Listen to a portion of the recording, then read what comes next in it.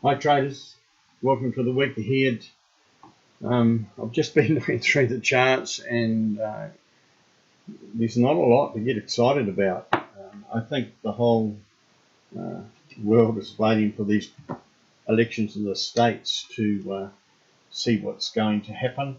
But anyway, let's get in and take a quick look. It's really important that we don't chase trades when the conditions are like this. Let's get the housekeeping out of the way. The video is only for educational purposes. It expresses my own personal opinions. I do not offer financial advice. By watching this video, you agree not to hold the distributors of this video responsible for any of the ideas, opinions that express trading in the currency market is high risk, and because of high leverage that is used in trading, you can stand to lose some or all of your money. If you've got any doubt, you need to seek out the advice of a professional financial advisor that's registered. Right, let's get into the charts. I'm going to start with the dollar index because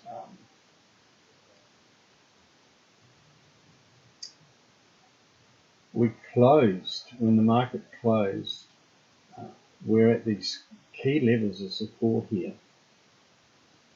And this week, if we're to see the dollar slip below there, I would expect to see a little bit of strength in the US crosses. So keep an eye on it, and bearing in mind that just because we get a close below here, I'm expecting quite a bit of volatility between now and the results of those elections. So it's still worth keeping an eye on this, especially for pairs like Aussie USD, New Zealand USD, CAD USD, Euro USD, Pound USD, those pairs, because they usually move. If this starts to drop, you will see those pairs begin to climb against the US dollar. Let's get right into it. There's just nothing here at all at the moment on the Aussie CAD. This was the key level here. This was the trade, and we've had a pullback. And technically, if this level holds, we should be looking for another move south, but anything can happen. Aussie Swiss, there's nothing here. For me, it's looking a little bit bearish. There was the break. All these Aussie pairs have been at key support areas, and it's been broken. And yes, we got a good little trade down there. But now for the last 3 or 4 days, we've been sitting on the sidelines waiting. If I see a break of this low of the candle on Friday, I could be interested in getting in again. Aussie JPY. And again, you know, we had this break, we've had the retest, and then we had another push down, and this level is going to be a real key level here. So I'm not going to get too excited until I see a break below. Aussie New Zealand. That offered a bit of a trade last week. We trickled down during the week.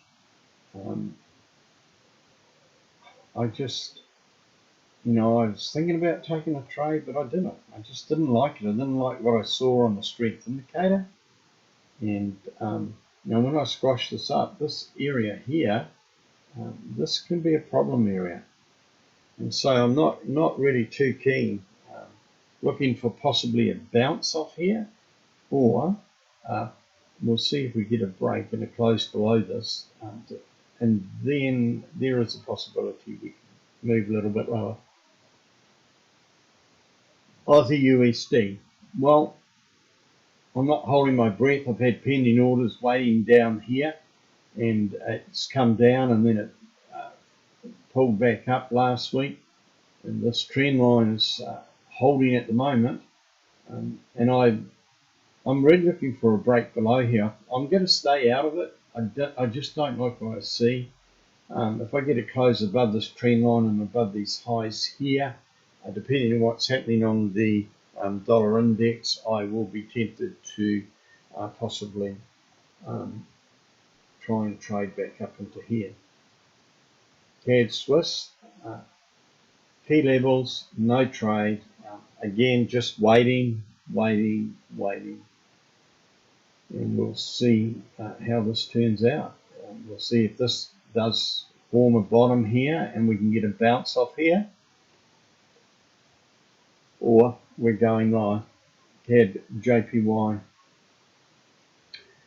Now, the CAD JPY, I'm interested in a trade here simply because of what I'm seeing on my strength indicator. I'm seeing the yen starting to show a little bit of strength against CAD, so that could be a possibility later in the week. So I'm keeping a close eye on that. Swiss JPY, two neutral currencies. You've heard me talk about that before. It just looks like it's going to get locked again in ranges. Then we come to the Euro AUD. I got a little bit excited when we broke out of here, but it's stalled and it's come back down. The big question is, are we going to get a bounce? And this is what I'd be watching if we get a close just above the high of Friday's candle in here. And a break of this key level, I will be dipping my toe in the water. Failing that, I'll be looking for a bounce coming back into this range. You can see clearly here that there is a range that's developed. There's a smaller range in there, and there's also the bigger range. You'd have to come out down into here. So very, it's very lackluster. Not a lot. There's no use chasing trades. It's about being sensible, making sure you don't blow your accounts up when the market is behaving like this. And when I squish this up, this Euro CAD, it's got a lot of traffic to get through here. And now that we broke that trend line, that was the trade that we had a few weeks ago. And now we've come back up and we're retesting this area. So all we can do is keep an eye on key levels, and this will be the key level. I'll be interested to see if it looks like we're going to get a bounce off here. Then I'll look for an engulfing candle, and I will try to trade it back down here. Euro Swiss, we're just in no man's land going sideways. Euro pound, love the move down here, and then it's come back up and looks like it's just going to go sideways. So there's just no direction, no volatility in the market at the moment. There's a few little nickels and dimes that we can pick up. Euro JPY, again, just looking like it's going to go sideways. And it looks like these are the key levels. I'll probably lift this to here. Would be better. And all you can do is just wait for a break of the trend line or a break of this level. Euro Z, this looked promising like the Euro AUD. I thought, oh, maybe we're going to get a decent trade out of this, but it pulled up here, and we did talk about this level being the next obstacle, and it was, and it's come back down into this range again.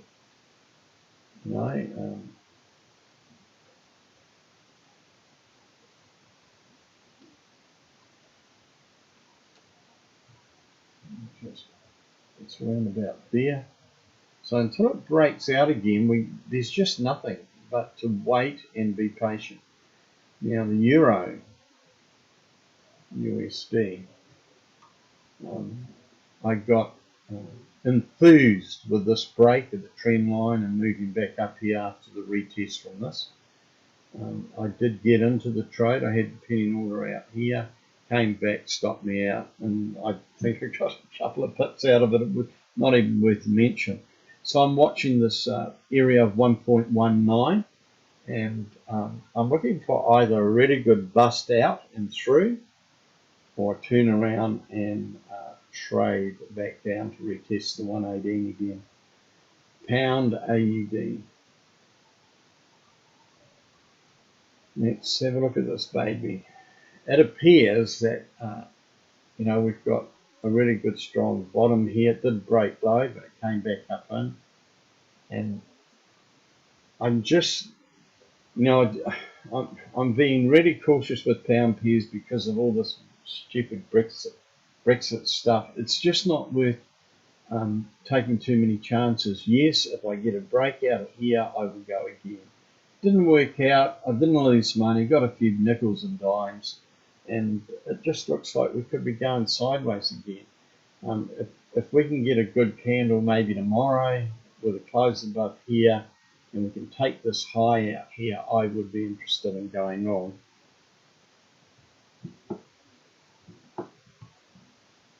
Key level here for the pound caddy. I think all the pound pairs are kind of setting up. I think there's some good potential here, but again, we've just got to get away from all the rubbish around Brexit in the negotiations. Pound Swissy, I'm watching this range closely. I've got my alarm set, and so nothing's changed. I'm waiting for a breakout. Pound JPY, waiting for a breakout. And this is where you'll often hear me say traders get beaten up trying to trade the smaller time frames down in here.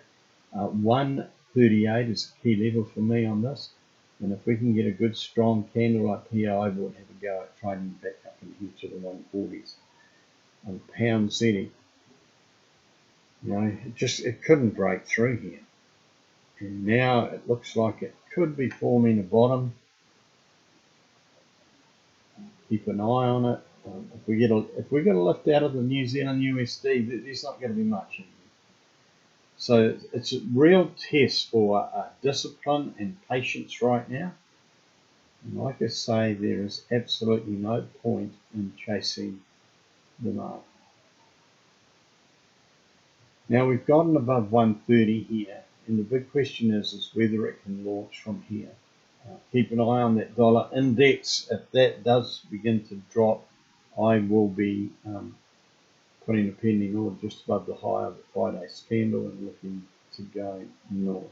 New Zealand CAD stalling.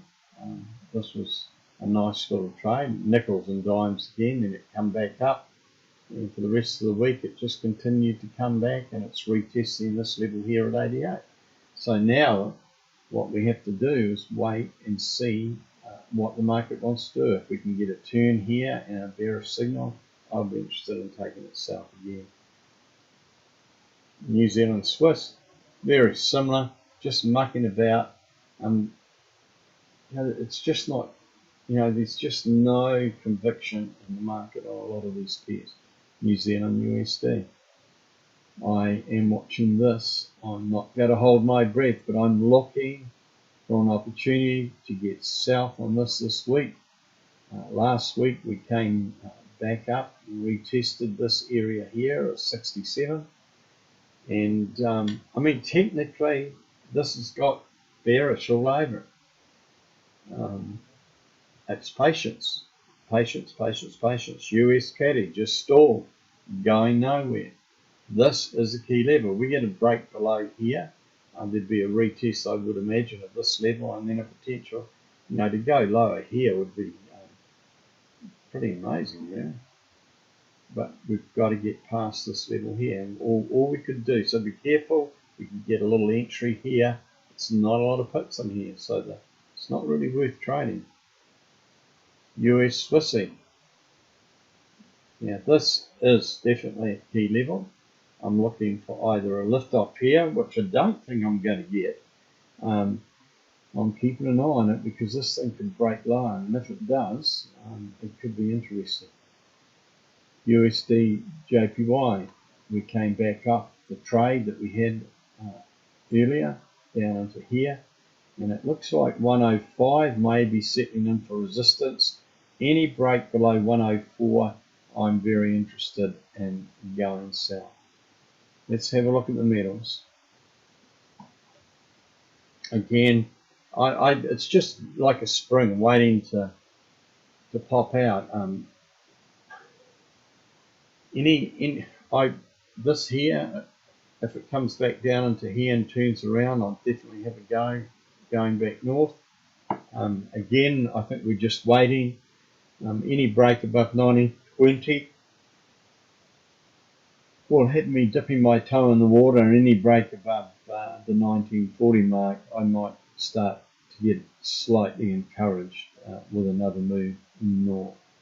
But right now there's no trade. And the same with the silver, it's just mucking about. I've got opinion orders sitting up here on silver. Hasn't changed, hasn't been triggered.